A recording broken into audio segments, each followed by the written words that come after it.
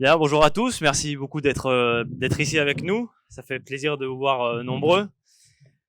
Donc, vous l'avez vu, c'est la conférence consacrée à l'Amérique latine, notre cher continent, et avec des invités très spéciaux qui ont beaucoup voyagé pour venir jusqu'ici, beaucoup de périples.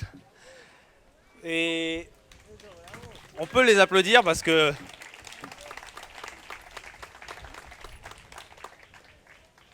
c'est quand même quelque chose de venir nous voir, de nous soutenir. D'autres étaient prévus. Ils s'excusent énormément de ne pas être là. Malheureusement, il y a toujours des imprévus, y compris avec le Covid, des mesures sanitaires liées au pays de provenance. Il y a des problèmes qui peuvent poser, mais ils s'en excusent.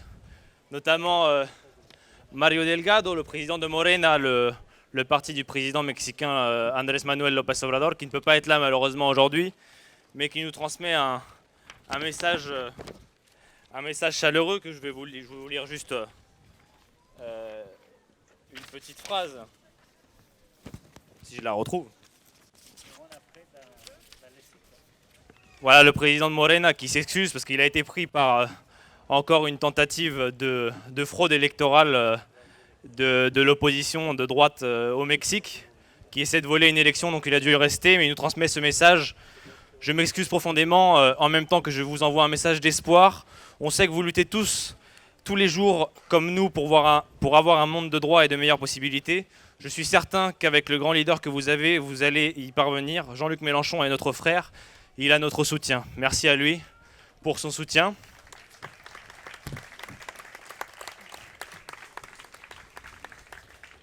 Donc l'idée de cette table ronde, c'est de présenter le panorama politique de nos forces, de notre famille politique, dans sa diversité en Amérique latine, avec des invités du Brésil, du Mexique, de Colombie, de Bolivie, mais aussi Maurice Lemoine qui va pouvoir aussi nous éclairer peut-être sur d'autres pays et aussi sur les thèmes qu'il a envie d'aborder et qui sont très intéressants. Je vous spoile pas la suite. Euh, on va commencer. En fait, le thème de notre conférence, ça va être de voir ce qu'on peut appeler le retour ou un certain renouveau de nos forces, de notre famille politique en Amérique latine. Notre famille politique qu'on avait dit morte au début des années 2010 avec des coups d'État successifs contre nos forces politiques, au Honduras, en Bolivie, en Équateur, une trahison. Donc des coups de force pour la plupart et dans la grande majorité antidémocratiques. Mais il y a des pays qui sont revenus dans la bataille et des nouveaux qui se sont insérés. On pense au Mexique, on pense à l'Argentine qui est revenue, on pense au Pérou nouvellement qui prend peut-être le chemin d'une voie vers le progressisme, d'un gouvernement social, écologique. Et donc l'idée c'est de faire un peu ce panorama et de voir avec nos invités qui viennent directement pour la plupart des pays lesquels on va aborder pour avoir ce panorama. Donc moi je propose de commencer avec Donarji, qui est notre invité spécial de Morena au Mexique, qui a fait elle aussi beaucoup de trajets et qui va pouvoir nous parler de la situation au Mexique. Vous savez qu'en 2018 a été élu un président frère, le président Andrés Manuel López Obrador, dit AMLO aussi, et qui mène une véritable politique sociale et écologique qui nous intéresse et c'est des expériences fortes à entendre et à écouter. Donc Donarji, je te laisse la parole pour nous parler de ce merveilleux pays qu'est le Mexique. Merci beaucoup. Vous m'entendez là? Oui? OK. Bah, merci beaucoup à tous, à tous les camarades français, à mes camarades latino-américains. Merci beaucoup. Je voudrais commencer par remercier les organisateurs de l'AMFIS. D'abord, pour pouvoir me régaler de vous exposer dans la langue française, que j'aime beaucoup. Et après, pour pouvoir parler de mon pays, le Mexique. Merci beaucoup. Je suis très heureuse de pouvoir vous faire partager ce qui est en train de se passer au Mexique, puisque après des décennies de lutte, de mouvements de gauche dans mon pays, on est arrivé à gagner une élection présidentielle en 2018 avec Andrés Manuel López Obrador, notre cher Andrés, qui est devenu président de la République mexicaine. À l'année 2000, Andrés a gagné la mairie de la ville de Mexico et à ce moment-là, il est devenu le principal leader de la gauche dans notre pays. Après ceci, le secteur conservateur du pays a utilisé le lawfare pour empêcher Andrés Manuel de participer comme candidat présidentiel. En 2004, on a accusé AMLO de ne pas annuler la construction d'une voie d'accès à l'hôpital. Je répète, le maire de la ville a été accusé de construire une voie d'accès à un hôpital. À ce moment-là, le gouvernement a utilisé tous les moyens pour détruire Andrés Manuel, même que l'appareil judiciaire. Le procureur général de la République, par les indications de Vicente Fox, qui était président à ce moment-là, a sollicité l'annulation de l'immunité d'Andrés Manuel à l'Assemblée nationale. Sans cette immunité, il pouvait être jugé et peut-être mis en prison. Les députés nationaux ont approuvé cette annulation et Andrés Manuel a été présent pendant cette votation et il a prononcé un discours qui reste encore dans l'imaginaire collectif. Voici un fragment. Il a dit « Comme vous l'imaginez, je suis habitué à lutter. Je n'accepte pas de condamnations injustes. Je vais me défendre et j'espère compter sur des hommes et des femmes de bonne volonté qui croient à la liberté, à la justice et à la démocratie. Vous, monsieur le député, a dit Andrés Manuel, vous allez me juger, mais n'oubliez pas que vous et moi, nous serons jugés par l'histoire. Deux années après, des élections présidentielles se sont passées. Encore une fois, les secteurs conservateurs se sont organisés et à travers les fraudes, on a empêché le peuple mexicain de décider leur gouvernement à travers le vote. Cette histoire s'est répétée encore en 2012. Après cette dernière élection, Andrés Manuel a annoncé la création d'un nouveau parti politique avec une vision de gauche, humaniste, progressiste, honnête. En 2014, Morena a reçu son registre en parti politique national et en 2015 a participé à une élection pour la première fois. À cette occasion, Morena a obtenu un résultat le plus important que ce qu'on avait pensé et cet exploit s'est répété en 2016 et 2017. En 2018, AMLO a participé pour la première fois à une élection présidentielle. Il a gagné avec 30 millions de votes, ce qui représente le 53% du total de la population mexicaine. Il est ainsi devenu le président le mieux élu dans l'histoire de notre pays.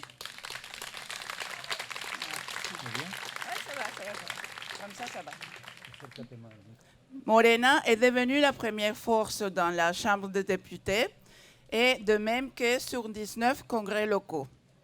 Ces résultats est dû à plusieurs facteurs. D'abord, Andrés Manuel est un leader incontestable.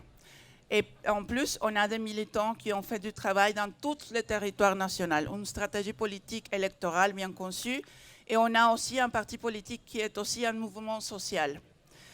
Les militants de Morena se sont consacrés à faire le porte-à-porte dans tout le territoire national, dans des villes, dans des communautés rurales, dans des quartiers, pour faire deux choses stratégiquement très importantes. Engager d'autres militants de Morena et leur faire part de notre projet pour devenir des observateurs électoraux le jour de l'élection. Aujourd'hui, le gouvernement de la 4e transformation, c'est comme ça qu'on l'appelle, a obtenu des changements profonds qui soutiennent la vocation de gauche et progressiste que l'on représente. La crise qui existe dans le monde actuel donne un sens absolu à un de nos principes. Pour le bien de nous tous, d'abord les pauvres. Quelques-unes des réussites du gouvernement d'Andrés Manuel sont le programme Les jeunes en construisant l'avenir, qui consiste à l'attribution de bourses pour des étudiants des écoles élémentaires, secondaires et universitaires. La création de 100 universités selon les besoins de chaque région. La gratuité de l'éducation dès la crèche à l'université. Une politique d'austérité, on a réduit les salaires des hauts fonctionnaires. La pension pour les retraités a augmenté de 20% et on a changé l'âge d'attribution de 68 à 65 ans. On a créé une bourse pour 1 million de personnes handicapées. On a construit des chemins dans des régions rurales pour avoir des voies de communication en même temps que l'on donne des emplois aux gens de la communauté. On n'a pas augmenté les impôts et on a réduit de 50% les dépenses en publicité du gouvernement. La corruption, l'évasion fiscale, le port illégal d'armes et les délits électoraux sont devenus des délits graves au Mexique. On est en train de construire le train Maya, que c'est un grand projet qui va donner du tourisme au tout le sud du Mexique. On a réhabilité 6 raffineries déjà existantes et on a créé une nouvelle raffinerie à l'État de Tabasco. Comme résultat des élections du 6 juin passé, Morena gouvernera 17 régions d'un total de 32, ce qui représente 58 millions d'habitants. Il est clair que la population au Mexique nous fait confiance. Au Mexique, le gouvernement a conçu une stratégie sanitaire et économique, puisque le secteur le plus pauvre du pays, dans les grandes catastrophes nationales, avait été utilisé pour le profit des grandes entreprises, c'est-à-dire les grands capitals, toujours en profitant de la pauvreté pour avoir des revenus. Dès le début de la pandémie, le gouvernement du Mexique s'est prononcé à plusieurs reprises pour l'accès universel à la vaccination contre le Covid-19. De même, le président a fait une demande pour que cette vaccination soit considérée comme un bien commun global. Cette pétition a été exprimée pendant la réunion du G20 en mai 2021. On a fait une donation de doses à Belize, à la Bolivie, le Guatemala, Honduras, l'Argentine, en faisant preuve de l'humanisme de notre gouvernement. On est contre les monopoles des doses de vaccination.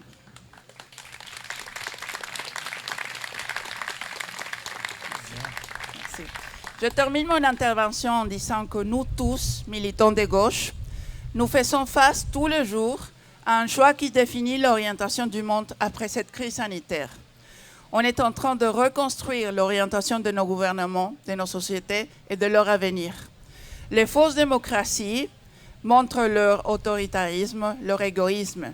Mais d'un autre côté, les gouvernements progressistes transforment leur réalité immédiate, donnent l'espoir à un avenir meilleur et deviennent aussi une source d'espoir pour les autres nations. En France, vous avez un digne représentant de cette vision humaniste et honnête.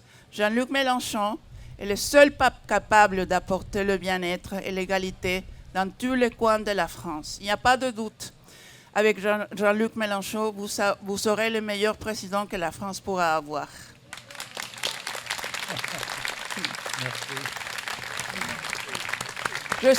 Merci beaucoup. Je suis certaine qu'avec Jean-Luc Mélenchon au gouvernement, la France trouvera la paix et la justice internationale. Il est indispensable que le monde, nos gouvernements et nos populations trouvent la voie du dialogue, que nous soyons ensemble, que personne ne reste en arrière, sur les bases de la fraternité universelle, la solidarité internationale et l'humanisme. Vous avez donné au monde un grand héritage. Les idéaux de la Révolution française, liberté, égalité, fraternité, voici les valeurs fondamentales pour nos sociétés qui doivent être la base pour consolider un échange international progressiste. On a besoin de soutenir l'utopie vivante puisqu'on a, vous et nous, la France et le Mexique, un avenir en commun. Merci beaucoup. Bravo. Bravo.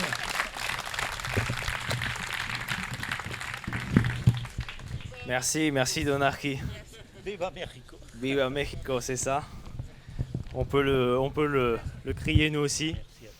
Et oui, le Mexique, c'est une grande expérience pour nous et un grand espoir qui se fait réalité. Il y a d'autres pays où on n'est pas encore arrivé au pouvoir, mais on fait des scores incroyables et on est aux portes sans les fraudes, sans les tueries, sans les pressions politiques diverses et variées qu'on peut voir là-bas. En Colombie, notre candidat de notre famille politique avait fait un score remarquable en arrivant second à la dernière élection présidentielle en 2018. Et on a avec nous un invité très spécial, un gouverneur de Colombie qui a fait le chemin jusqu'ici, qui est menacé de mort, qui a dû fuir avec sa femme et son enfant les menaces de mort des narcotrafiquants liés évidemment au gouvernement. Et donc il nous fait l'honneur de nous partager son témoignage et de nous décrire ce qu'est la situation en Colombie aujourd'hui, mais aussi quel espoir il peut y avoir aujourd'hui dans ce pays où le progressisme progresse en l'occurrence. Et on en a un digne représentant ici, le gouverneur Carlos Caicedo. Je vous donne la parole. Je voulais juste rajouter quelque chose d'important à mon avis. Notre gouverneur, il est persécuté dans ce moment, donc il a dû partir très très vite. Mais lui, c'était un ancien recteur, un ancien maire de la ville de Santa Marta. Et il y a l'unique gouvernement qu'il est à gauche, l'unique département, l'unique...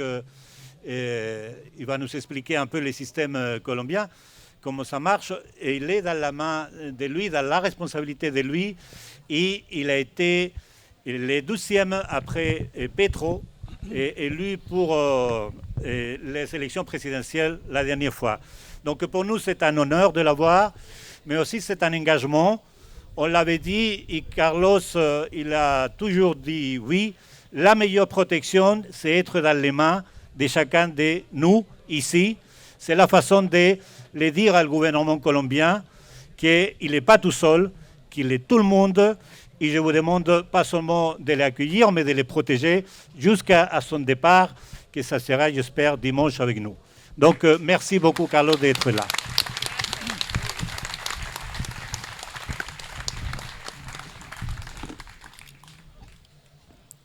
Buenas tardes. Bueno, muchas gracias por haberme invitado a esta escuela de verano de la Francia Insumisa. Merci beaucoup. Voilà. Et vous remercie beaucoup d'être présent à cette école d'été de la France Insoumise.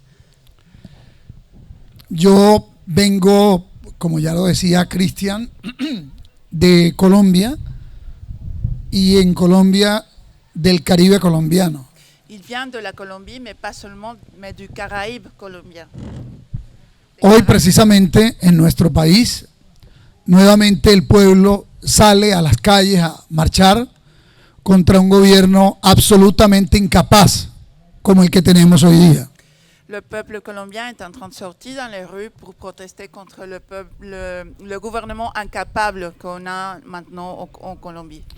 Un gobierno que a la movilización ciudadana, a la movilización popular, a los reclamos de la gente por educación y salud, le responde con violencia, represión y muerte. Un gouvernement qui répond à ces demandes de la population, à ces demandes d'éducation et d'accès aux services sanitaires, il répond avec la violence et la mort. Desde abril de este año se han desarrollado múltiples movilizaciones contra el gobierno de Iván Duque, el presidente actual, que pertenece al mismo partido de Álvaro Uribe, quien durante muchos años ha determinado la forma de hacer política en nuestro país. Depuis le mois d'avril, beaucoup de manifestations se passent en contre du gouvernement de Iván Duque, qui appartient aussi à la même manière de travailler que Álvaro Uribe, qui a déterminé toujours la politique en Colombie. Estos gobiernos que presuntamente reivindican la seguridad como su máxima han impulsado el desmonte del Estado, las garantías sociales y se ha fortalecido en todo su periodo las estructuras paramilitares y narcoparamilitares en el país. C'est ce genre de gouvernement qui prône pour la sécurité de la population en Colombie a utilisé toutes les structures militaires et paramilitaires contre la population en Colombie. Los sectores alternativos y progresistas, como del que yo hago parte, Fuerza Ciudadana, se presentaron en la pasada elección presidencial y obtuvimos cerca de 8 millones de votos. Il y a par contre d'autres types d'organisations comme la Fuerza Ciudadana, c'est l'organisation à laquelle il appartient, qui dans les dernières élections a obtenu 8 millions de voix. Estuvimos cerca de lograr la presidencia. Ahora hay mayores posibilidades de lograrlo en este periodo. Entonces, el gobierno se está apoyando en diversas estrategias para impedir que las fuerzas de oposición ganen terreno. Il s'était proche à gagner l'élection présidentielle, mais est là que c'est beaucoup plus proche. Le gouvernement utilise de différentes stratégies pour empêcher qu'ils arrivent. No obstante esto, seguimos avanzando y organizándonos. Hemos logrado los gobiernos territoriales en algunas partes de Colombia. Yo, por ejemplo, soy un gobernador de una organización progresista ciudadana de origen popular territorial. Oui, ils ont cependant gagné le gouvernement de quelques villes. Par exemple, lui, il est gouvernant d'une région très spéciale. Y con montajes judiciales o lawfare y amenazas de muerte intentan sacarnos del escenario político. Oui, et avec des stratégies comme des mensonges dans les médias ou le lawfare, le gouvernement essaye de leur chasser de scénario politique. Las prácticas que han utilizado en Brasil contra Dilma Rousseff o Lula, las prácticas que han utilizado en Ecuador contra Correa, son las mismas prácticas que han utilizado en Colombia contra nosotros también. Les mêmes stratégies qu'on a utilisées dans d'autres pays, comme par exemple au Brésil contre Dilma Rousseff, au Lula ou en Équateur contre Correa, sont les mêmes qu'on utilise en Colombie contre nos camarades. Pero si fortalecemos las organizaciones sociales, las organizaciones populares y recogemos las aspiraciones de los más humildes, de los más pobres, como el derecho a la educación gratuita, el derecho a la salud pública ofrecida por el Estado, mejores condiciones salariales y prestacionales para la población, acceso a la tierra para los campesinos, los progresistas vamos a estar aliados junto al pueblo en las causas de las transformaciones profundas de nuestros países. Mais ils luttent beaucoup pour donner beaucoup plus de force à leurs projets en tant que droits comme l'éducation, la santé, de meilleurs salaires pour les travailleurs, aussi donner de la terre aux personnes qui travaillent la terre à la campagne. Et c'est comme ça qu'il devient de plus en plus importante parmi la population en Colombie. El gobierno de las élites se resiste, pero estamos seguros que así como nosotros pudimos derrotarlos en una región, vamos a poder lograr cambios profundos próximos en Colombia y tenemos la esperanza que también ocurran esos cambios aquí en Francia para que renazca la esperanza.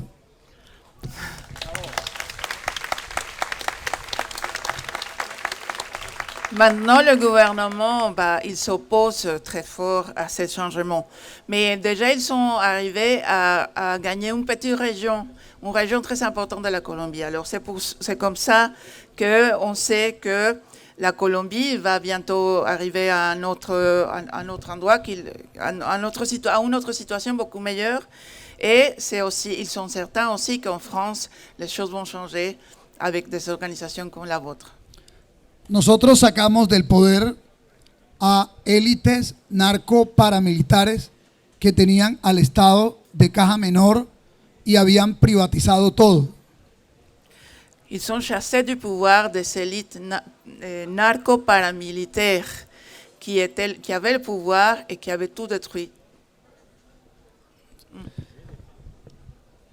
Nosotros luchamos contra la privatización del Estado, Ils luttent contre la privatisation de l'État. porque los derechos de las mayorías solo son posible garantizarlos si el Estado se fortalece. Parce que le droit de la plupart des gens seulement peut être garanti si la plupart des personnes est fort. Derrotar al modelo neoliberal es una causa nuestra. Revisar tratados de libre comercio que han debilitado la producción de nuestros campesinos es parte también de nuestra lucha. Revisar el pago de la deuda externa que enriquece a los bancos mientras se empobrece al propio país es parte también de nuestra causa.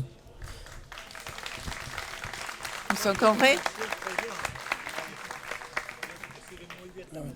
Oui, il comprend très bien en espagnol.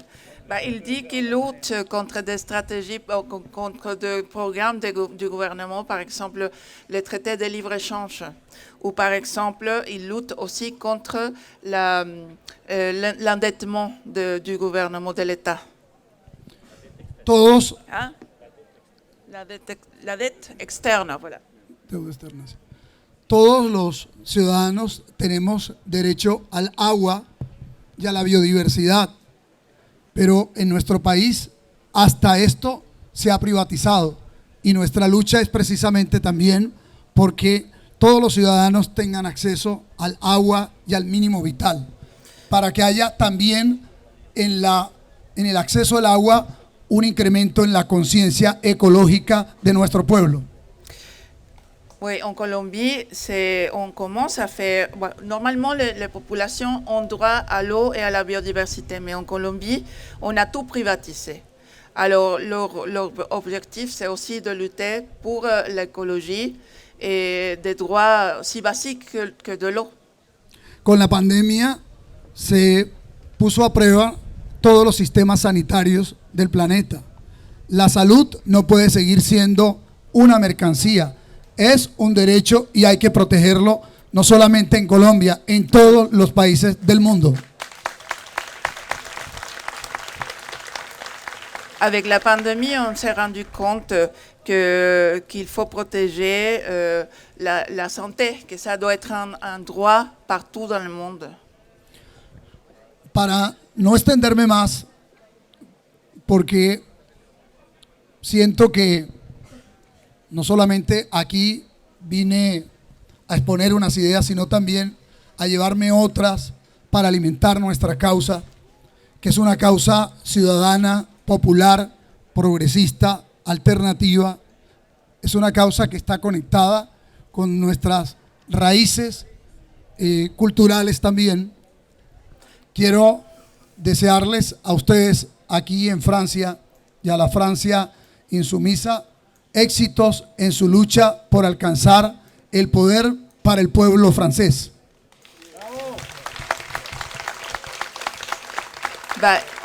Il voudrait plutôt vous entendre et vous avez entendu les messages qu'il a fait pour le succès du projet de la France insoumise. Tenemos causas comunes en países distintos. Nosotros también nos hemos propuesto derrotar la oligarquía financiera, la oligarquía que se ha apropiado de los bienes públicos, y en esa lucha tenemos que estar juntos en el mundo, intercambiar experiencias y mantenernos unidos, porque la derecha en el mundo está unida, está bien organizada y precisamente ha consolidado su estrategia en la medida en que las causas progresistas también debilitan sus relaciones. On a de buts en commun. Par exemple, la lutte contre l'oligarchie financière. Il faut changer le monde dans ce genre de situation parce que d'autre côté, la droite, elle est bien unie. Elle ne se divise pas. Alors c'est notre devoir de lutter ensemble contre ce genre de problèmes au monde. Lamentablemente he tenido que venir estos días porque se descubrió en mi país un plan para asesinarme. Il est venu malheureusement parce qu'en Colombie on a découvert un plan pour l'assassiner. Pero espero que las condiciones pronto sean mejores en términos de seguridad para regresar y seguir dando la lucha en mi departamento por los derechos de los más pobres, de los más humildes. Mais il voudrait rentrer dans son pays pour continuer à lutter pour donner des droits aux plus pauvres, aux plus démunis. Buscan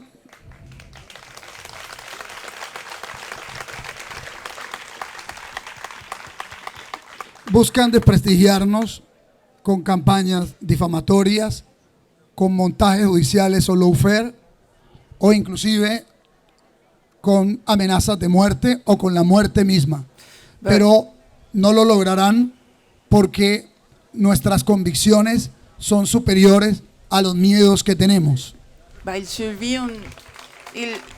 Il passe par une situation dans laquelle il reçoit pas seulement de montage et du lawfare, mais aussi des mensonges. Mais il est bien conscient que tout ça va se passer et il rentrera en Colombie pour continuer à lutter. El progresismo se ha levantado nuevamente en Latinoamérica. Admiramos el proceso de México, de Bolivia. Estamos seguros que Lula volverá y esperamos que se consoliden los procesos progresistas constituyentes en Chile y el nuevo gobierno de Perú se enrute por una causa de reformas profundas a favor del pueblo. Il s'admire le processus au Mexique, en Bolivie. Il sait bien que Lula va rentrer au Brésil. Il s'espère que le processus aussi va arriver au Chili. Et il s'attend qu'au Pérou, il y ait des changements profonds. Tiempos de cambio se respirarán en Francia en los próximos meses. Esperamos volver acá en 9 meses. 8 meses con la presidencia de Mélenchon.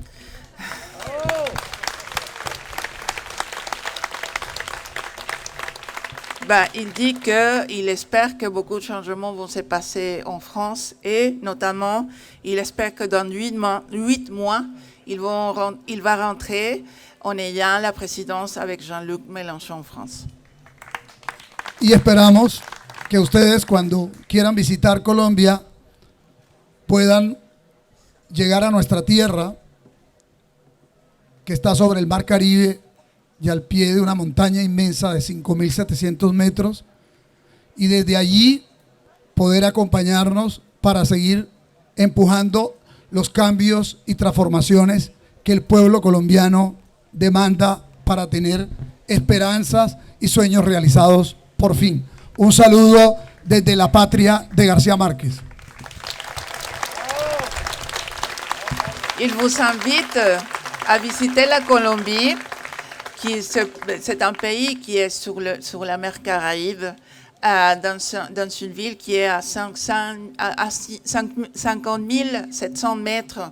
Et à partir de cette ville, pousser des changements et faire réalité les songes pour une meilleure patrie. Merci beaucoup. Bravo, merci beaucoup. Excellent. Merci. Gracias, gobernador. Muchas gracias. Merci d'être venu. Puedes contar con todo nuestro apoyo. Tu peux compter sur tout notre soutien. y vamos a seguir luchando por Colombia y la patria grande, que también somos parte de esta. Et on va continuer de lutter pour vous soutenir, pour la grande patrie. Et merci encore d'être là. Et on espère un prompt retour en Colombie. Et pour continuer à lutter. Merci beaucoup. Muchas gracias. Alors, après la Colombie, on va passer au Brésil, notre cher Brésil également, avec une invitée spéciale également, Lisa Chabrol, qui est élue conseillère des Français à l'étranger au Brésil. Alors je suis juste la première insoumise sur une liste dont la tête de liste est verte, mais bon, la première insoumise dans un mandat collectif pour le sud du Brésil. Voilà. Et elle a vécu là-bas. Elle vit là-bas, elle a un lien très fort avec la paysannerie, si j'ai bien compris. Et donc, à vous pouvoir nous expliquer ce qu'a été Lula, ce que représente encore Lula aujourd'hui et le mouvement de la révolution citoyenne au Brésil, mais aussi d'un point de vue particulier qui est celui des paysans brésiliens et du peuple brésilien, notamment en lien avec le mouvement des Sans-Terres. C'est ça. Et je te laisse la parole, voilà. Tu vas pouvoir nous expliquer mieux que moi ça. Merci voilà. d'être là. Bon, il faut parler de Lula debout, hein, quand même. Donc voilà, je suis française, je suis partie au Brésil il y a une dizaine d'années, quand c'était justement les gouvernements de Lula. Et le Brésil, à ce moment-là, c'est un pays qui était vraiment dynamique, plein d'espoir, qui allait de l'avant. Et Lula est arrivé à tirer ce Brésil de la carte mondiale de la faim, instaurer plein de programmes sociaux. Et aujourd'hui, ce pays, à la grande surprise de beaucoup de gens ici, il y a beaucoup de camarades qui m'ont déjà demandé comment ça s'est passé, et a comme président le sinistre Bolsonaro, qui privatise tout, qui a fait une gestion de pandémie encore plus désastreuse qu'ici en France. Hein. On a pas loin de 600 000 morts. Une grande marche en arrière sur tous les niveaux. Tout est bloqué. Et surtout, la faim et la misère sont de retour dans ce pays, qui est un pays très riche.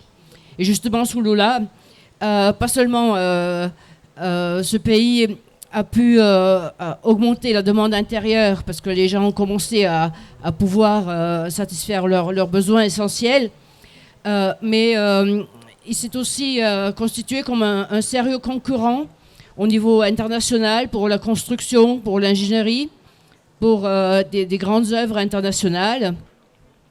Et alors ça n'a pas beaucoup plu aux Américains, ni aux Européens d'ailleurs, parce que nous, les nations du premier monde, on considère l'Amérique latine en général et le Brésil comme une réserve de matières premières et de produits agricoles.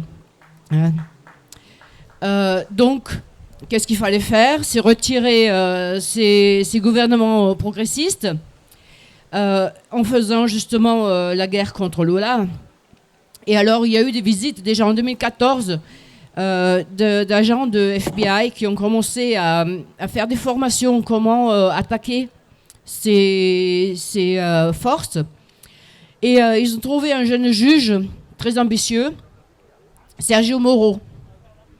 Et Sergio Moro, il a été ensuite saisi d'un scandale qui a éclaté en 2014 également, qui involvait la société d'économie mixte Petrobras, et avec du blanchiment d'argent, et des sociétés de construction qui travaillaient donc pour cette entreprise de pétrole. Parce que bon, le Brésil a aussi trouvé d'énormes réserves de pétrole qui étaient pratiquement inaccessibles dans la mer profonde, mais justement, les ingénieurs formés dans les universités que Lula a créées ont réussi à extraire ce pétrole pratiquement au même prix que le pétrole de l'Arabie Saoudite.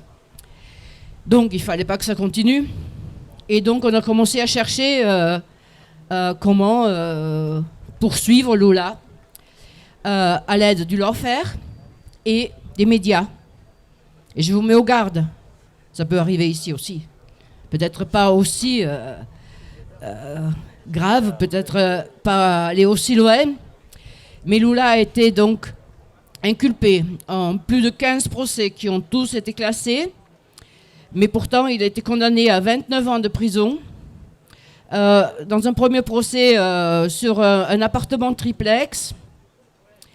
Une histoire complètement absurde. Le couple Lula et son épouse, ils ont commencé à payer sur plan un appartement à la plage, dans l'état de Sao Paulo, par une coopérative de crédit. Alors chaque mois, ils payaient ça pour, après la présidence, un jour avoir donc cet endroit pour se retirer.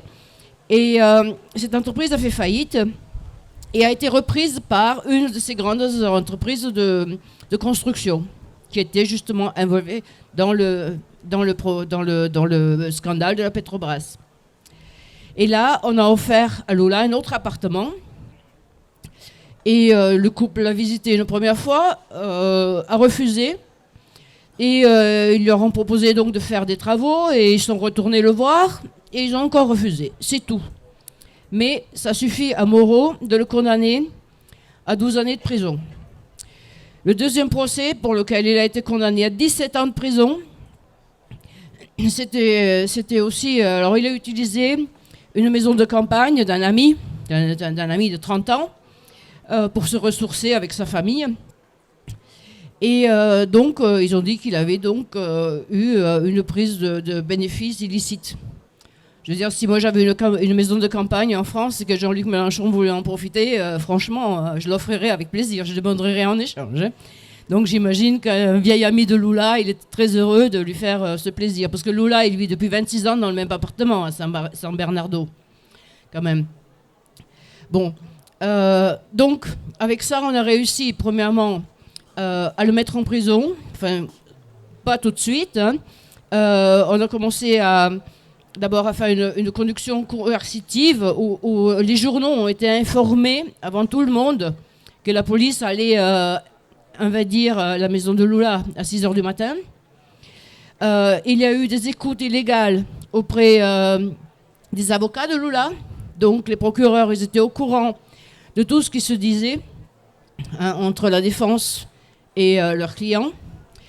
Et il y a eu surtout des conversations téléphoniques entre Lula et Dilma. Alors Dilma, à ce moment-là, elle avait son gouvernement qui battait de l'aile parce que c'était une présidente extrêmement intelligente, intègre, mais qui n'était pas très douée pour les négociations avec les autres forces politiques. Et donc, son gouvernement n'allait pas très très bien. Et puis à ce moment-là aussi, la crise de 2008 était finalement arrivée jusqu'au Brésil. Donc il y avait un peu plus de chômage, un peu plus de difficultés financières. Et donc les gens étaient mécontents. Et alors là, Moro et ses sbires, ils ont écouté 21 conversations entre Lula et Dilma, où Dilma lui a proposé de devenir une sorte de Premier ministre pour l'aider à maintenir son gouvernement. Et il a d'abord refusé, et puis finalement il a accepté. Alors là, cette conversation a été publiée dans les médias, ça passait en boucle dans la télévision. Et je dois reconnaître, moi, à l'époque, j'étais très occupée à monter ma petite entreprise là-bas, donc je fais du fromage français, évidemment. Et donc du fromage brésilien, avec l'accent français. Donc oui, j'écoutais ça à la télévision, mais oui, je dis, mais c'est un aveu, il doit être coupable. Parce qu'en fait, au Brésil, tout le monde est confronté à la corruption. On est confronté à la corruption auprès de son maire, auprès du notaire. Hein. Donc, voir que ça arrive dans les plus hautes sphères, évidemment, tout le monde était terriblement déçu de Lula. Et je pense que c'est ça qui explique qu'ils ont pu voter pour Bolsonaro. Parce que les Brésiliens sont des gens extrêmement passionnels. Ils ne pardonnent jamais la trahison en amour. Et ils ont dû se sentir trahis comme on est trahi par un amant infidèle. Lui aussi, Lula, il nous aurait trompés. Et donc, est arrivé le moment où on l'a mis en prison.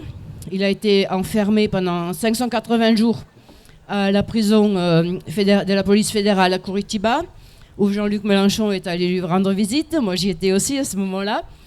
Et pas en prison, hein. J'étais devant, parce que les militants ne l'ont pas oublié.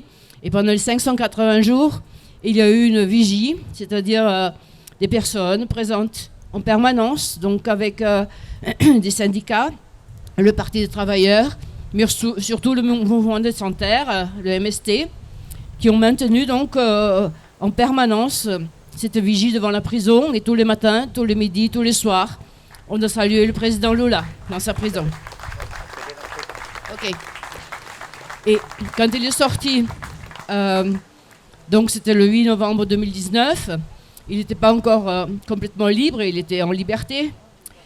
Finalement, on a continué à lutter pour que les procès contre lui soient annulés, et c'est arrivé au mois de février et mars. Une première décision qui a dit que finalement le juge Moreau n'était même pas compétent. Une deuxième décision qui dit que c'était aussi un juge suspect. Suspect, c'est-à-dire il était partiel.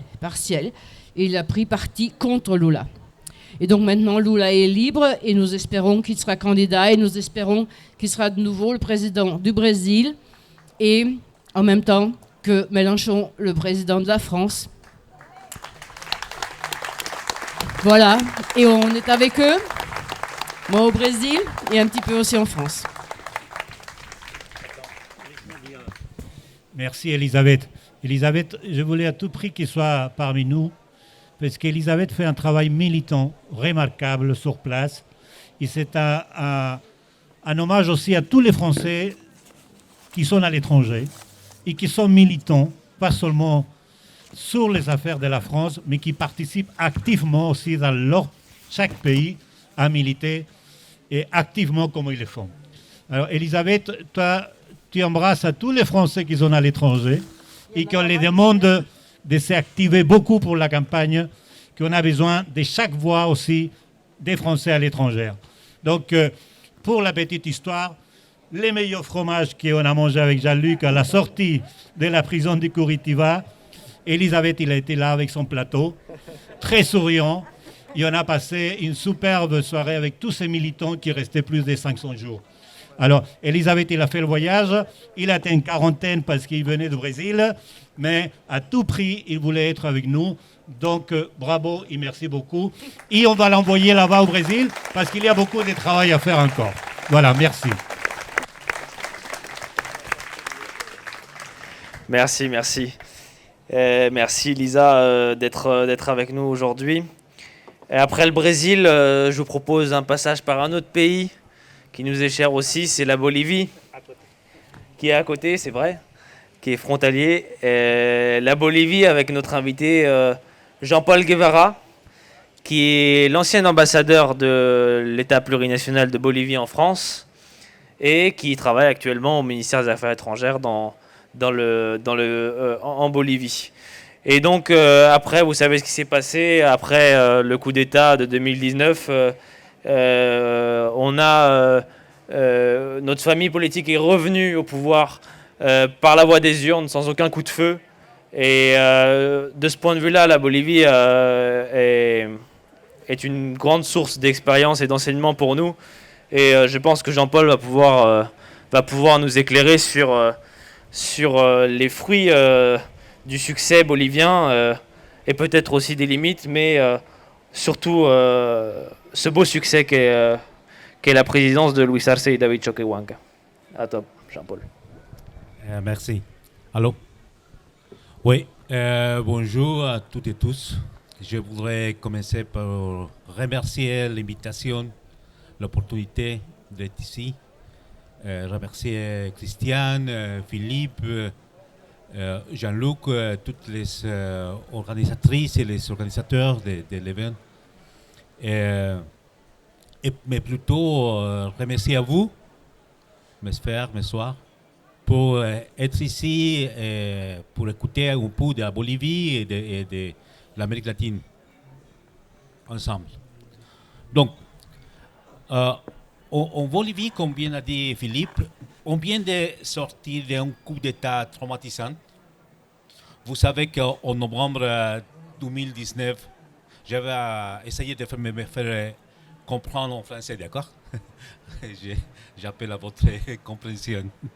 En novembre 2019, après plus de 36 ans interrompus de démocratie, parce qu'avant, vous savez, étant très fameux pour toutes les coups d'État en Bolivie et l'instabilité politique. Mais en plus des 14 ans du gouvernement et de changement de la révolution démocratique et culturelle à la tête d'Evo Morales et tous les mouvements sociaux indigènes en Bolivie, un coup d'État qui s'est préparé depuis des années s'est produit, avec la complicité et l'idée des gouvernements comme celui de Macri de l'Argentine, de Moreno d'Équateur, du Brésil et du Chili, toute cette entente de droite, et sous les auspices des États-Unis de Trump, un ensemble de mobilisations citoyennes et d'actions secrètes et affronté aussi des militaires, policiers et groupes oligarchiques boliviens ont réussi, à moi temporairement, à rentrer dans le gouvernement bolivien.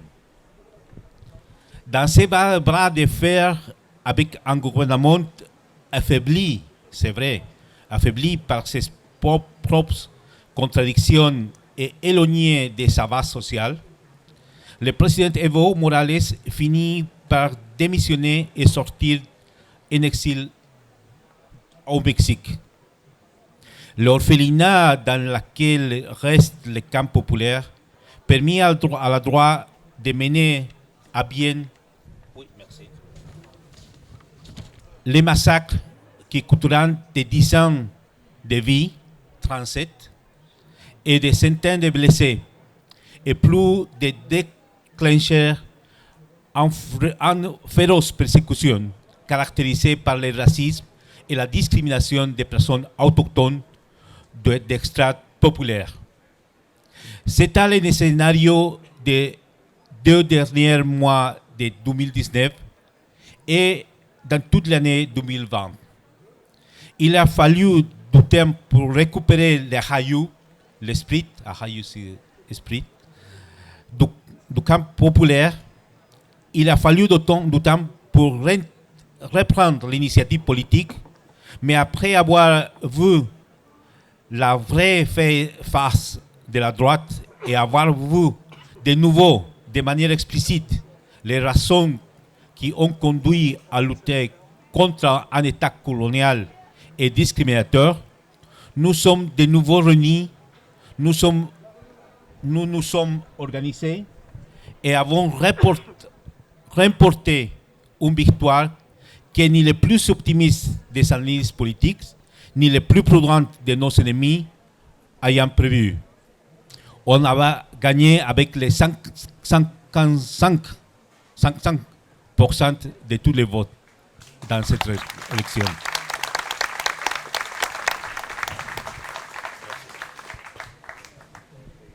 Dans ce moment, nous avons décidé de récupérer les chemins de l'État plurinational et le paradigme du bien vivre, tout comme nous nous rebellons contre le racisme qui blesse la conscience individuelle et collective.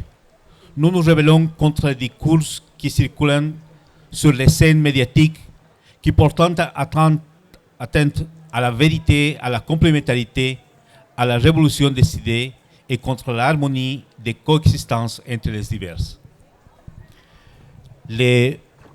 Comme vous le savez, le paradigme du vivre rien pose comme loi de vie les principes de la complémentarité, du consensus, de l'équilibre, de l'harmonie entre les différentes, il n'y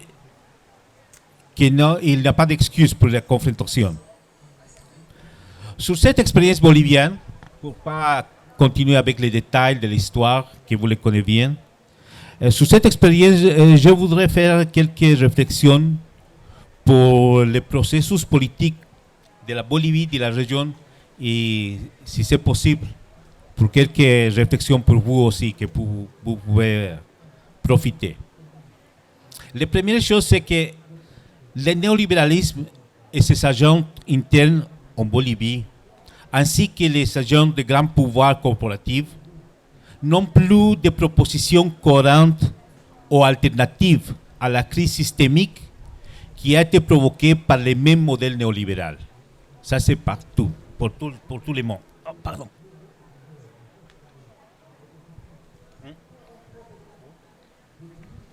Mais aussi, s'il est vrai qu'ils sont restés sans proposition, il est également vrai qu'ils ne sont pas prêts à abandonner le pouvoir et à perdre leurs privilèges de manière pacifique et ou négociée. Face au manque de propositions séduisantes, les outils qu'ils connaissent le mieux et qui les attire le plus est la violence, une violence fasciste. C'est ce que nous avons vu en action en Bolivie, mais c'est les mêmes violences irrationnelles et aveugles qu'on voit agir en Colombie, comme on a bien écouté, et en la répression contre les mobilisations du Chili, contre les indigènes d'Équateur ou contre les mouvements populaires au Brésil. Ce ne sont pas des cas isolés ou des volontés individuelles qui sont hors de contrôle. Les cas de la Bolivie montrent en coordination et en soutien mutuel dans l'action des groupes fascistes, ce qui a conduit très souvent à parler d'un nouveau plan Condor du XXIe siècle.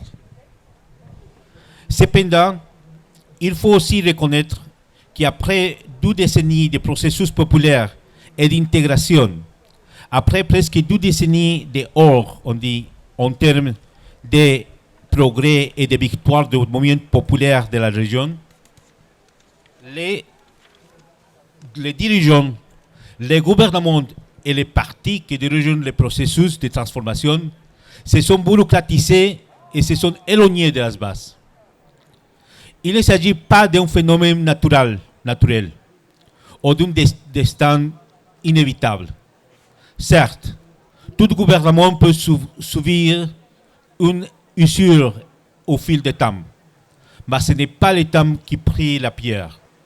C'est l'ensemble des petites et quotidiennes des faits qui signifient laisser le discours de la droite s'imposer. C'est un combat culturel permanent. Ce n'est pas un hasard si en Bolivie le discours de la fraude électorale ou du caractère autoritaire du gouvernement du président Morales a eu un écho dans plusieurs secteurs de la jeunesse urbaine, les plus vulnérables à la manipulation médiatique, qui sont ensuite descendus dans la rue en pensant défendre, entre guillemets, liberté et droite.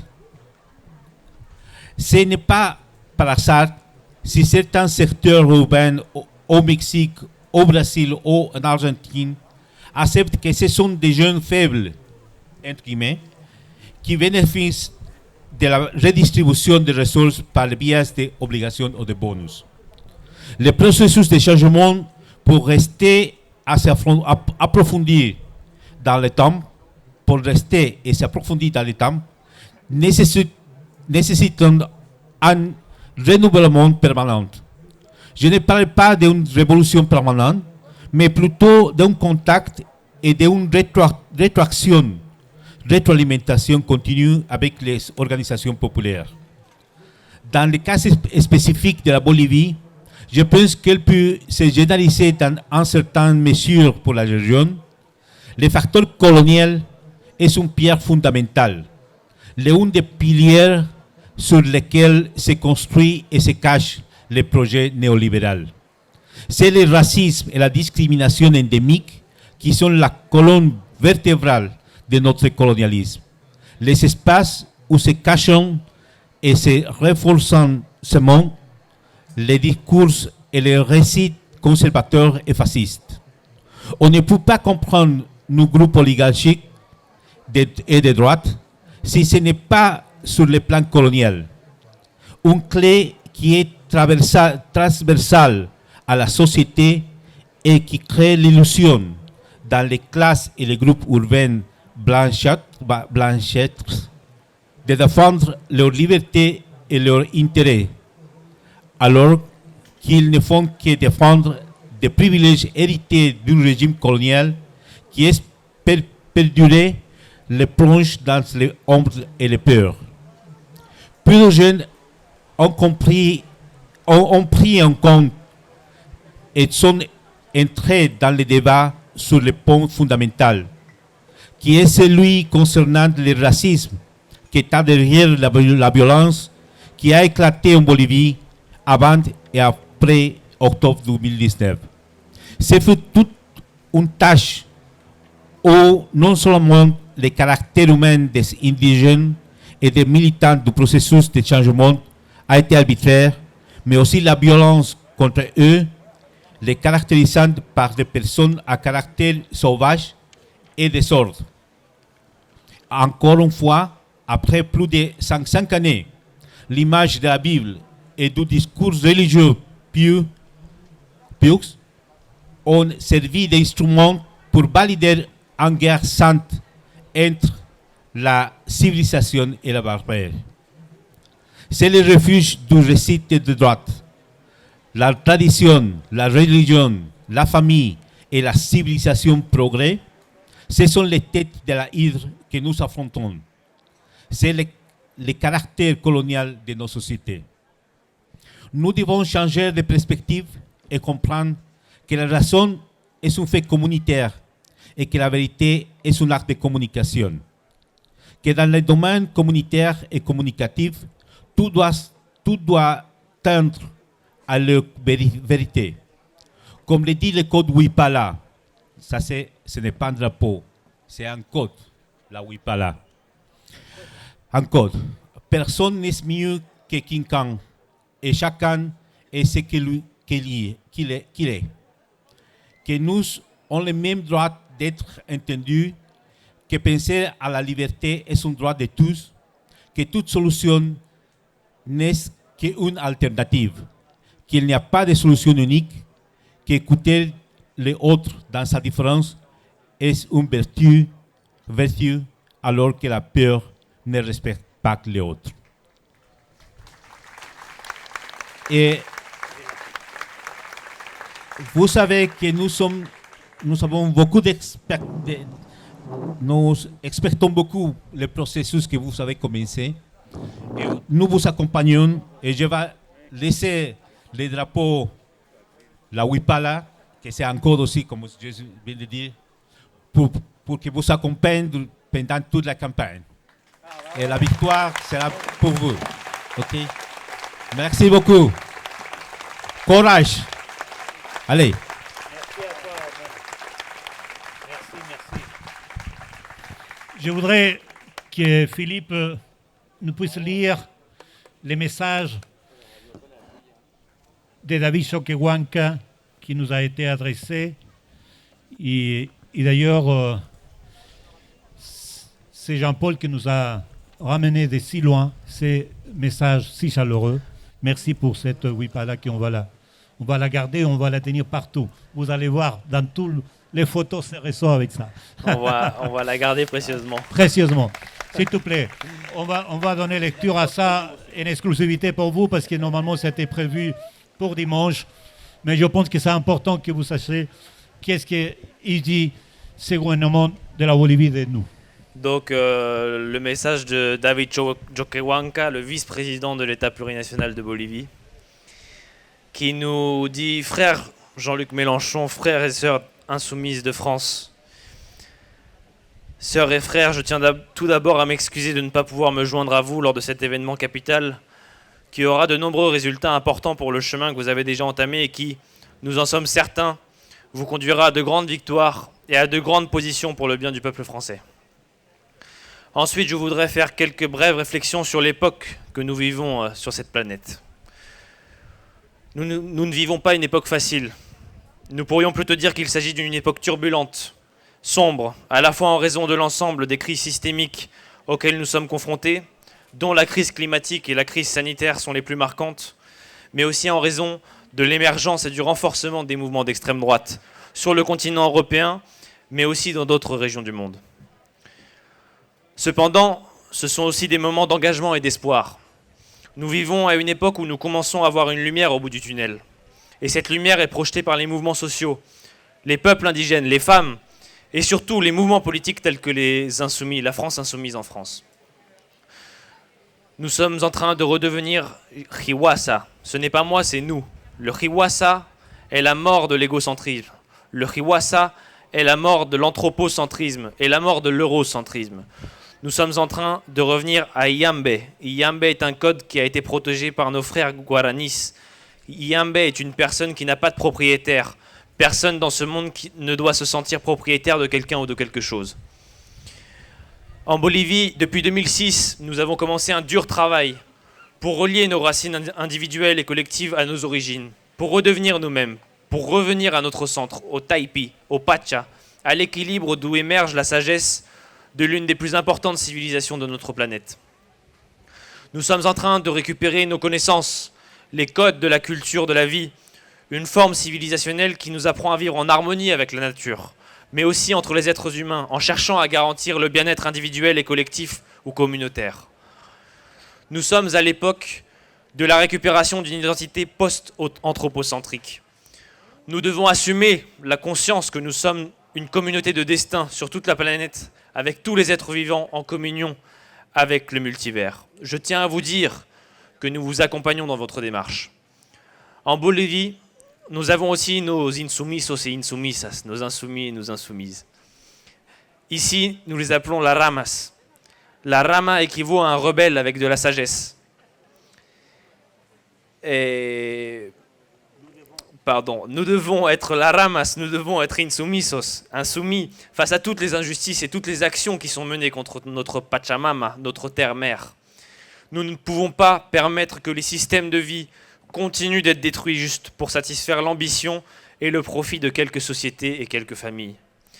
C'est pourquoi nous suivons avec beaucoup d'attente, avec beaucoup de joie et d'espoir la voie que vous avez choisie, la manière dont le peuple français répond à l'appel des insoumis, mais surtout en raison de la pertinence de la proposition que vous faites face à l'état de la planète.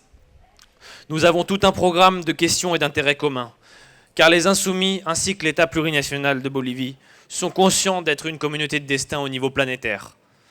La possibilité de construire une plus grande fraternité et une alliance vertueuse entre les peuples d'Amérique latine et de Bolivie et le peuple français sera une réalité s'ils arrivent au pouvoir. Espérons que tout ira bien. Khalala la France insoumise, khalala le peuple de France, khalala Jean-Luc Mélenchon, khalala la Pachamama. Merci beaucoup.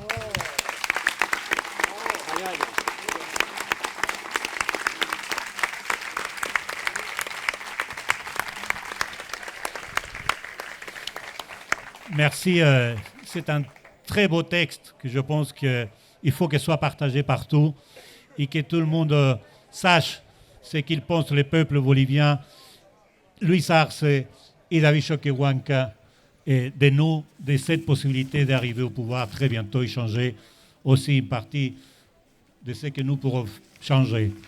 Je voudrais présenter à Maurice Lemoine qui n'a pas besoin de présentation. Maurice, en fait, c'est un des plus grands journalistes, une grosse tête, mais surtout une sagesse autour de l'Amérique latine. Là où il faut défendre l'Amérique latine, Maurice est là. Avec des analyses, avec des textes, des batailles idéologiques assez fortes. Nous avons demandé à Maurice, qu'il a tout de suite accepté, parce qu'il a dit, il faut qu'il y aille, il faut que je puisse exprimer quelque chose qui il les tient au cœur et que je pense que ça tombe très très bien. Pourquoi cette gauche française, parfois il est complètement silencieuse face à tous ces processus en Amérique latine. Pourquoi ça fait peur de parler de Venezuela? Pourquoi ça fait peur de parler de Cuba? Pourquoi personne ne veut parler de Bolivie? Pourquoi tout le monde dit c'est pas nous, non, peut-être, sont trop à gauche, etc. Voilà. Maurice, je ne parle pas pour toi, je te laisse ta voix toujours très sage. Merci d'être là avec nous. Merci Maurice. Gracias. Alors, avant de commencer, je voudrais avoir une pensée pour Esteban Mosquera. Esteban Mosquera, colombien, comme notre ami qui est ici à côté de nous. C'est un étudiant qui a perdu un œil lors des manifestations étudiantes en décembre 2018 en Colombie, qui a été victime de la répression. Il a perdu un œil, qui est devenu un emblème des luttes sociales en Colombie, et puis qui, depuis la fin 2021, vous savez, il y a eu très très fortes manifestations en Colombie qui ont fait 70 morts, c'est passé un peu inaperçu. Il a été l'un des principaux porte-parole des actions de la grève nationale.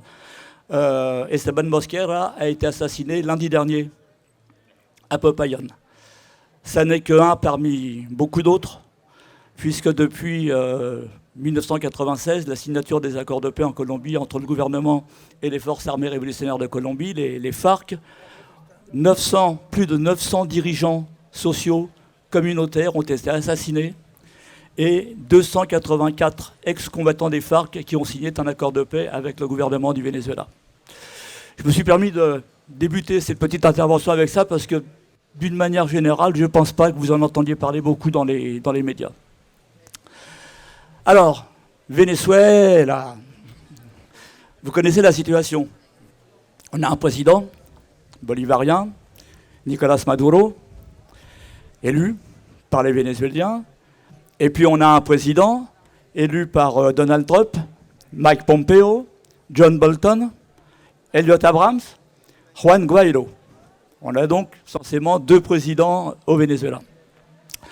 Évidemment, on ne va pas refaire toute l'histoire, on n'a pas le temps, on m'a donné que 45 minutes. Mais, en mai 2020, vous avez dû vaguement en entendre parler, il y a une opération Gédéon. Vous avez 2 groupes de mercenaires qui rentrent venant de Colombie, qui rentrent au Venezuela pour mener une action militaire, pour censément renverser Nicolás Maduro. Cette opération Gédéon, elle échoue. Cette opération Gédéon, elle échoue. Ses protagonistes se sont arrêtés, ils venaient de Colombie avec la complicité du gouvernement colombien. Et puis très très vite, on va apprendre le dessous de l'histoire. Et là, pour le coup, je ne suis pas sûr que vous êtes vraiment au courant. On découvre rapidement qu'il y a eu un contrat qui a été signé entre Juan Guaidó personnellement, on a les documents, Juan Guaidó, et un mercenaire américain qui s'appelle Jordan Goudreau, un contrat de 212 millions de dollars pour, écoutez bien, j'ouvre les guillemets, capturer, arrêter ou éliminer Nicolás Maduro. Ce contrat, il est révélé très rapidement dans la presse américaine, par le Washington Post, par le Diario Las Americas de Miami, par CNN. 3 semaines après, quotidien Le Monde en France. Juan Guaidó, sauvons le Venezuela ensemble. On sait que c'est un criminel, parce que là, je veux dire, c'est un contrat mafieux qui a été signé avec une compagnie de sécurité américaine. Sauvons Juan Guaidó ensemble, sauvons le Venezuela ensemble. Coup d'État en 2016 contre Dilma Rousseff au Brésil. Le Monde. Ceci n'est pas un coup d'État. Alors que Dilma Rousseff vient de perdre son principal allié au sein de la coalition gouvernementale, la rhétorique utilisée par la présidente brésilienne et son prédécesseur, dénonçant un coup d'État, relève d'un amalgame douteux. Dilma Rousseff, c'est pas la gauche radicale. Hein. C'est pas la gauche radicale. C'est une gauche tout à fait raisonnable. Voilà. On continue, je vais très très vite. Alors là, évidemment, je vous cite Le Monde, mais je pourrais avoir la collection de Libération, de l'Obs, de l'Express, du Point. Je pourrais malheureusement, pour nous qui défendons le service public, vous citer France Culture, France Inter, Nicolas Demorand, Léal Salamé. Bolivie, la chute de la maison Morales. Éditorial du Monde au moment du coup d'État en Bolivie, les erreurs d'Evo Morales. On ne vous titre pas le coup d'État contre... Non, les erreurs d'Evo Morales.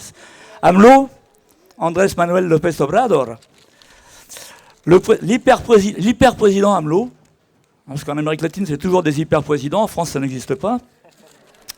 L'hyper-président AMLO électrise la campagne. Et je lis...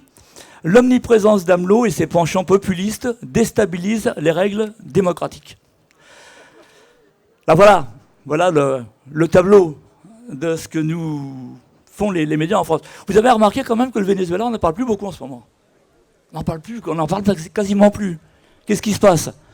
Alors peut-être parce qu'on voit moins Jean-Luc Mélenchon à la télé. Non, il y a une déception terrible sur le Venezuela. Il y a une crise au sein des médias. Souvenez-vous au début de la tragédie du Covid-19 qui touche le monde entier.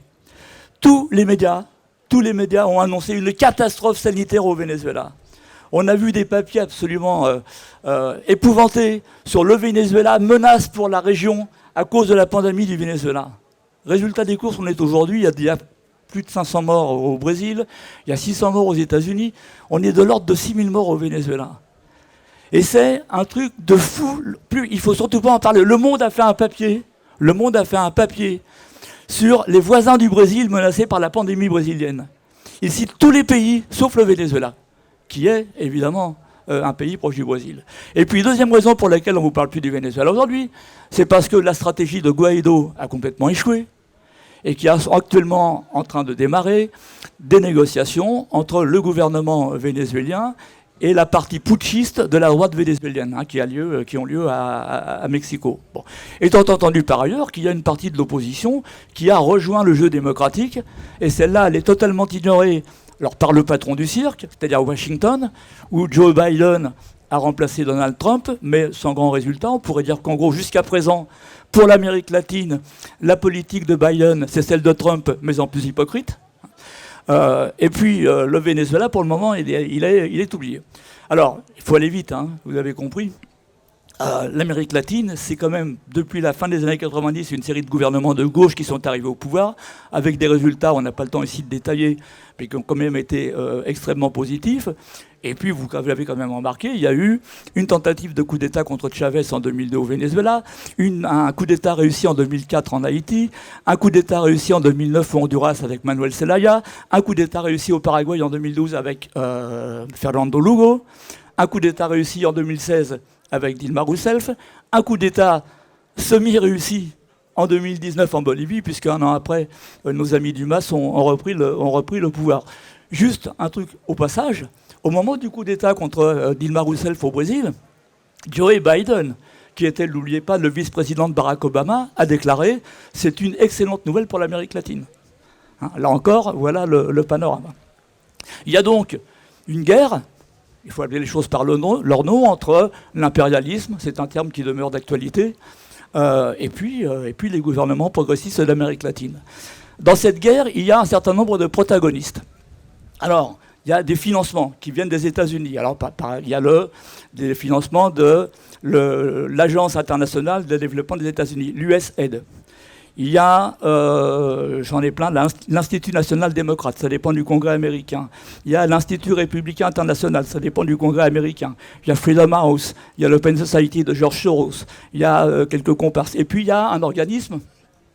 On va faire un jeu, si vous voulez bien. On peut faire un jeu ? Si je vous dis CIA, si je vous parle de la CIA, que ceux qui savent ce qu'est la CIA lèvent la main. Bon, ça serait bien. Si je vous dis National Endowment for Democracy, NED, que ceux qui savent ce qu'est la NED lèvent la main. Bon, là, il y a les cadets, hein. Mais vous, franchement, vous êtes le maillon faible, si je peux me permettre. Alors la NED, je vais vous dire ce que c'est la NED. C'est un organisme qui a été créé en 1983 par Ronald Reagan. Pour faire plus discrètement le travail que faisait auparavant la CIA. Je vais vous donner deux déclarations qui ont été faites par des dirigeants de la NED. Hein, donc là, je ne suis pas dans la théorie du complot. Vous avez Karl Gershman, qui a été le premier président de la NED, qui a avoué le 1er juin 1986 dans le New York Times, j'ouvre les guillemets, écoutez bien, « Il serait terrible pour les groupes démocratiques du monde entier d'être vus comme subventionnés par la CIA. C'est parce que nous n'avons pas pu continuer à le faire que la fondation a été créée. » Et puis vous avez Alan Weinstein, le co-rédacteur des statuts de la NED, hein, qui déclare dans le Washington Post du 22 septembre 1991, je réouvre les guillemets, « La NED a été créée il y a 15 ans pour réaliser publiquement ce que la CIA a fait subrepticement durant des décennies. » Or, sans que vous le sachiez, la NED, elle est au cœur du dispositif qui permet en particulier de financer toutes les oppositions au gouvernement de gauche démocratique d'Amérique latine. Qu'est-ce qui se passe au Venezuela ? C'est pas compliqué ça. On va remonter un tout petit peu. Un mémorandum du département d'État, donc le ministère des Affaires extérieures des États-Unis, qui date de 1960. Fidel Castro vient de prendre le pouvoir à Cuba. Et vous avez un mémorandum qui dit, pour affaiblir l'appui de la population à Castro, Il faut le faire à travers le désenchantement et le découragement. Il faut utiliser rapidement tous les moyens pour affaiblir la vie économique de Cuba, afin de causer la faim, le désespoir et le renversement du gouvernement. Ça, c'est 1960. 1970, Richard Nixon convoque Henry Kissinger, futur prix Nobel de la paix, dans son bureau. Salvador Allende est au pouvoir au Chili. Et Nixon dit à Kissinger, il faut faire crier l'économie chilienne. Et on fait crier l'économie chilienne. Et vous savez comment l'histoire se termine. Eh bien aujourd'hui, c'est le tour du Venezuela, c'est le tour de Cuba. C'est le tour de tous les pays qui dérangent. Alors cette politique, elle a été développée, y compris par des théoriciens. Il y en a un qui s'appelle Gene Sharp, qui est un petit peu le théoricien des révolutions de couleur. Et là encore, je réouvre les guillemets. Je ne sais pas si je les ai fermés tout à l'heure. Bon, alors je les réouvre. Les piliers, écoutez bien, les piliers économiques sont des cibles bien plus faciles que les bases militaires ou les palais présidentiels. Secouez-les et le tyran finira par tomber. Vous remplacez tyran par Fidel Castro, Raúl Castro, Díaz-Canel, Nicolás Maduro, et vous avez la solution. Alors ça a marché, ça fonctionne, puisque effectivement vous savez qu'il y a un blocus, il y a un embargo économique terrible sur le Venezuela, qui y compris met la population dans une situation épouvantable. Mais le surprenant de l'histoire, c'est qu'effectivement dans l'opinion internationale, dont vous faites partie, dont nous faisons partie, on oublie complètement l'aspect blocus et on considère que la tragédie économique et sociale que vit le Venezuela aujourd'hui, c'est la gestion désastreuse de Maduro. Et par exemple, vous pouvez lire de la droite et malheureusement à la gauche, et y compris chez certains de nos amis, un texte comme celui que je vous lis là, j'ouvre les guillemets. Au Venezuela, Nicolás Maduro se maintient au pouvoir au prix d'une répression croissante malgré sa mise en minorité électorale et fait face à un effondrement économique sans précédent avec des conséquences dramatiques pour les habitants qui s'exilent massivement dans les pays voisins, une crise liée à la gabegie gouvernementale, à l'incurie de la gestion pétrolière et aggravée par les sanctions de l'administration Trump. Aggravée. Et le discours général, c'est d'accord, il y a les sanctions, mais de toute façon, le Venezuela s'était déjà effondré avant les sanctions et elles n'ont fait qu'aggraver à la marge. Ce que je viens de vous lire, ça me fait mal de vous le dire, ça va peut-être vous faire mal de l'entendre, c'est dans une revue d'extrême gauche, une revue qui se déclare marxiste. Or, ce qu'on nous dit, c'est faux. Ce qu'on nous dit, c'est faux. J'ai ici, alors là encore, on a peu de temps, un schéma, je ne sais pas si vous allez le voir, si vous ne le voyez pas, vous venez me voir après, puis je vous le montre. C'est un schéma qui vient de l'Organisation des pays exportateurs de pétrole. Bon. Maduro est au pouvoir depuis 2013. La situation, la production pétrolière, 2008-2020 là, vous voyez qu'elle se maintient stable, et là elle commence à baisser avec les premières sanctions américaines. Ça coïncide exactement les premières sanctions américaines. Et puis elle s'effondre lorsque les États-Unis sanctionnent directement la compagnie pétrolière nationale PDVSA. Et puis là, vous le voyez, ça atteint le comble. C'est les dernières sanctions qui affectent les compagnies qui osent encore travailler avec le Venezuela. Alors vous allez me dire, ouais mais d'accord, ça c'est l'OPEP, c'est des Arabes. Enfin pas vous forcément, mais on peut dire ça. Mais alors j'ai un autre tableau. Alors c'est pas des recherches de journalistes de haut niveau, hein. C'est journalisme de base. Attends, voilà. J'ai un autre tableau qui nous dit exactement la même chose. Sauf que là, c'est plus intéressant. Parce que c'est un tableau qui vient du gouvernement des États-Unis. Hein, c'est le Government... comment ça s'appelle? Attendez, bougez pas, je vais vous trouver le terme exact. Government Accountability Office. Hein, c'est le bureau de la responsabilité du gouvernement. C'est-à-dire qui est chargé d'examiner les politiques du gouvernement américain. Et ça nous dit exactement la même chose. On voit que pendant les premières années de la gestion de Maduro, la production pétrolière, c'est la même, et puis qu'elle s'effondre au fur et à mesure des sanctions. Bon. Alors, il y a évidemment un problème, il y a un vrai problème. Hein, parce que si, y compris, on est obligé de prendre des documents du gouvernement des États-Unis pour montrer à la gauche européenne ou française qu'elle se trompe, il y a quand même un vrai problème. Y compris les Américains, et eux, je veux dire, ils n'ont pas de pudeur. Hein. Vous aviez déjà en janvier 2018 un communiqué du département d'État, enfin je veux dire un fonctionnaire du département d'État qui déclarait, j'ouvre les guillemets, on était en 2018, ça s'est aggravé depuis, La campagne de pression contre le Venezuela fonctionne. Les sanctions financières que nous avons imposées ont obligé le gouvernement à tomber en défaut, tant pour la dette souveraine que pour la dette de PDVSA, sa compagnie pétrolière. Et ce que nous voyons est un effondrement économique total au Venezuela. Donc, notre politique fonctionne, notre stratégie fonctionne, et nous la maintiendrons. Je veux dire, c'est pas secret. Je veux dire, n'importe quel journaliste de base ou universitaire de base, parce que le texte que je vous ai lu tout à l'heure, c'est des universitaires de gauche, devrait être capable de tirer quand même un minimum de conclusions. Donc, il y a un problème de désinformation totale. Cette désinformation, elle touche évidemment le public en général, mais vous aussi, vous en êtes la cible. Vous aussi, vous en êtes la cible parce que vous êtes un public qu'il faut toucher pour casser les solidarités avec les pays d'Amérique latine.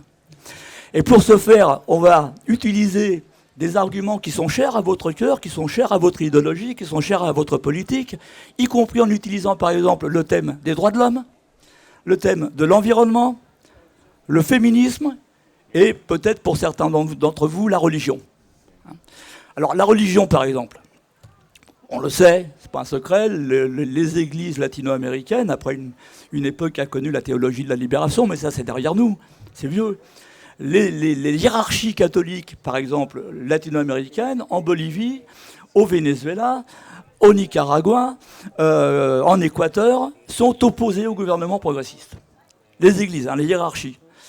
Je vous lis, là encore, je vais vite, je vais très très vite. Voilà, ça c'est un texte. Ça concerne le Venezuela.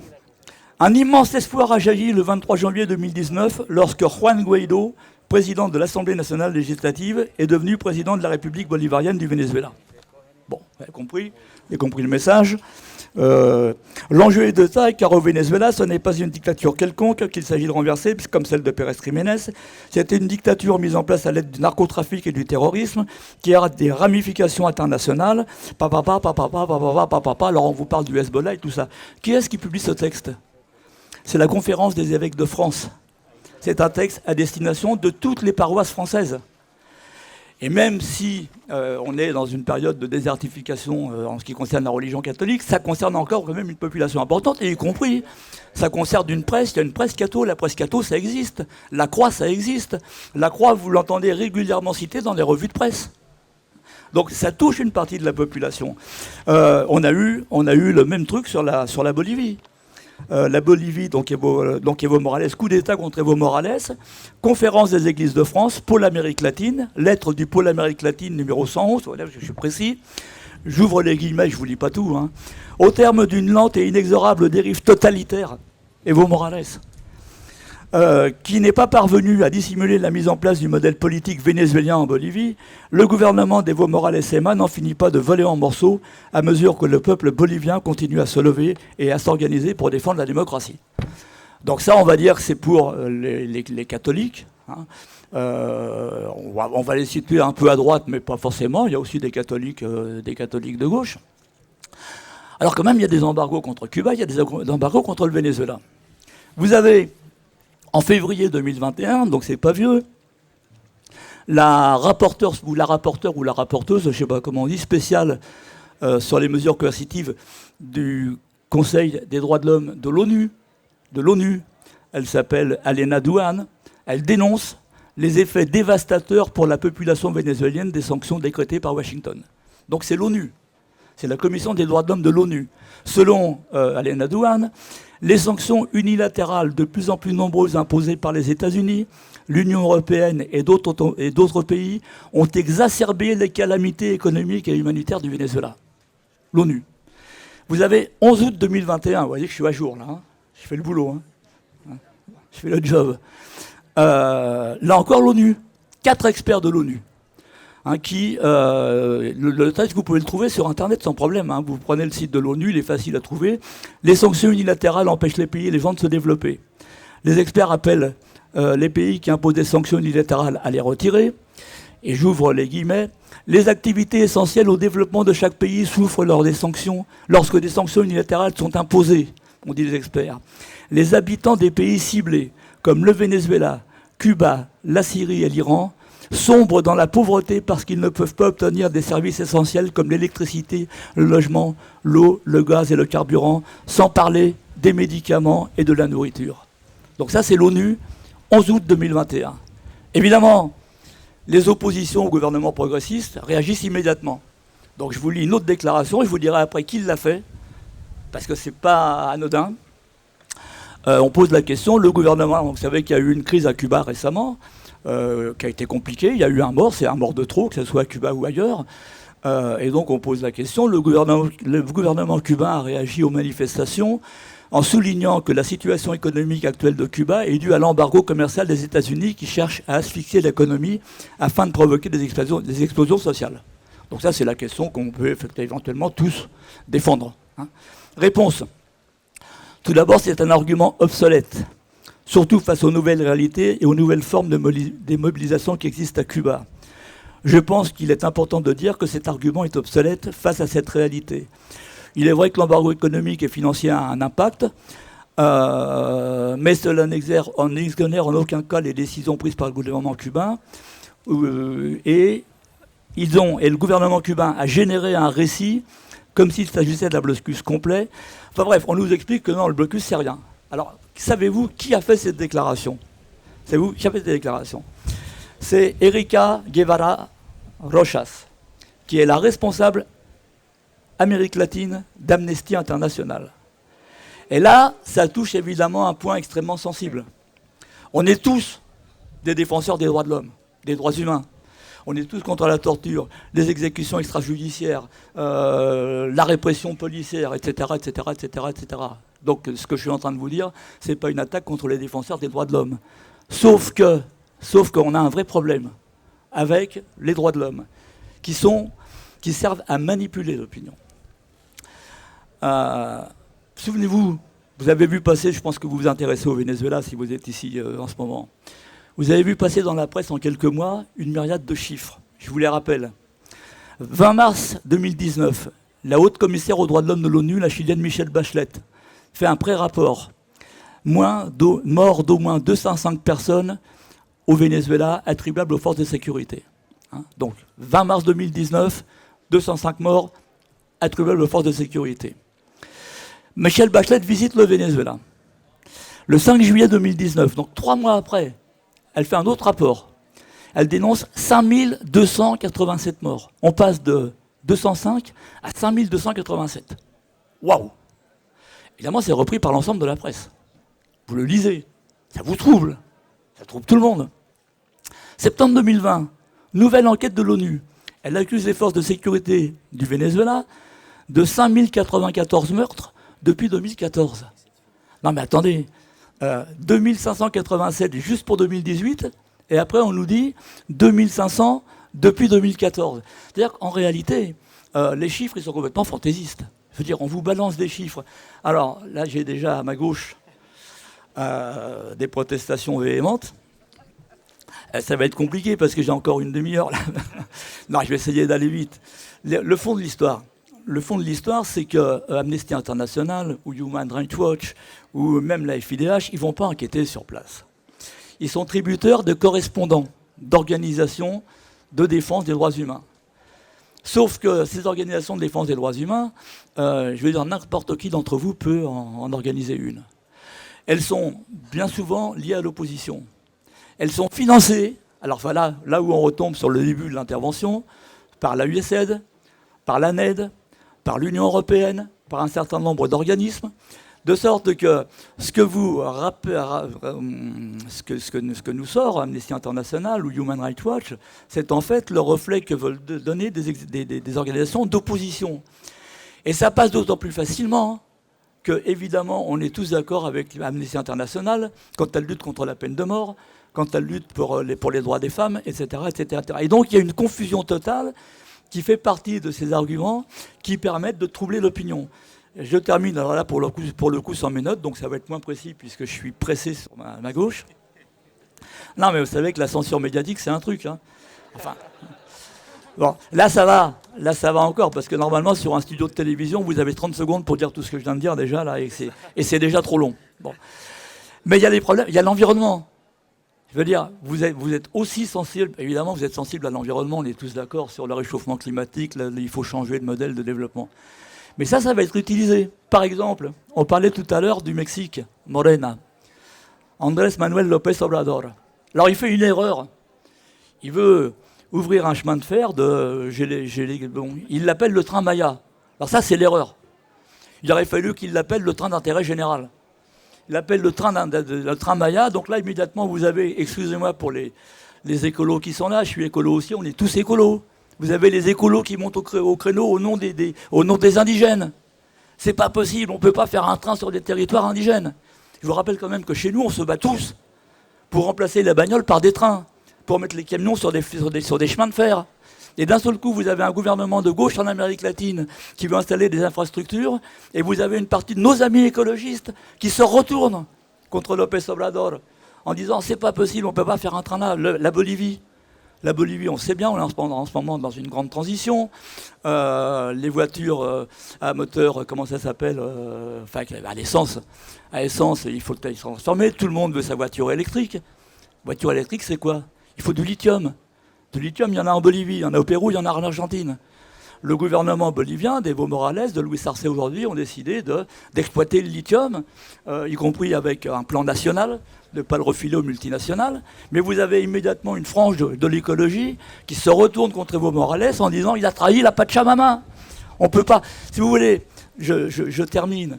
Le slogan qui est employé, y compris par beaucoup de nos amis, non à l'extractivisme, ça n'a aucun sens. On aura encore et on aura toujours besoin de cuivre, de métaux, de fer, etc. Le slogan, c'est non à l'extractivisme irresponsable, non à l'extractivisme sans foi ni loi, non à l'extractivisme offert aux multinationales. Mais j'ai des notes, mais je ne les prends pas. Non, mais simplement, dans votre ordinateur, dans votre téléphone portable, dans votre four à micro-ondes, je veux dire, il y a des métaux qui sont forcément exploités quelque part. Donc, moi, je suis un enfant de la gueule ouverte à l'époque et de Fournier. Hein, on arrête tout. On ne peut pas tout arrêter. Hein. Et je finis sur le Venezuela.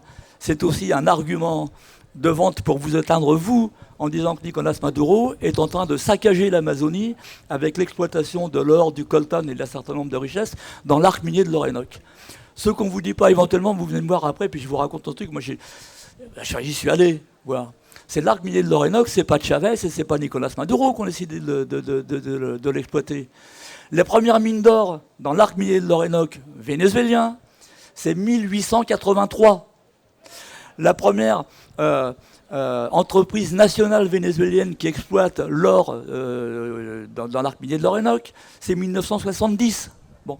Et vous avez 250 000 personnes dans cet arc minier de l'Orénoque qui vivent de la mineria artisanale, hein, de l'exploitation minière artisanale. Bon. Vous allez faire quoi? Vous allez les chasser avec du napalm? De toute façon, ça détruit la forêt. Ce qu'a fait Maduro après Chavez avait établi un plan, c'est d'essayer de normaliser ce qui est un Far West total.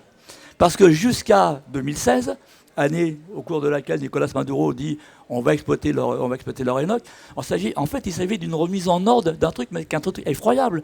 L'or, j'ai fini. Ils vont me couper la tête là. Ils vont te couper la tête. Ça fait 8 minutes que voilà, j'en ai passé. En gros, vous avez compris que là on n'a pas le temps, mais ne vous laissez pas embarquer dans des discours simplistes, en fait, sur les droits de l'homme, sur l'environnement. Voilà. Merci beaucoup. Merci. En fait, on est en retard de 8 minutes. Hein, et je vois que toute l'équipe est derrière parce que les programmes doivent suivre. Je vous remercie vraiment. Je remercie à Donaki de Mexico. Je remercie à Carlos de Colombie. Je pense qu'on ne va pas rajouter plus de ce qu'on a dit à chacun. À notre ami de Bolivie, à notre camarade de la Bolivie, à notre compagnera de Brésil, à notre cher Maurice, à Félix, à Philippe qui a très bien géré tout ça. Je vous remercie beaucoup et je vous donne rendez-vous par Facebook, par Twitter, partout pour continuer à soutenir les luttes en Amérique latine. Et merci à tous les Latino-Américains de nous soutenir. Et on se verra dans les Champs-Élysées en train de défiler tous les armées ensemble. Allez. Merci.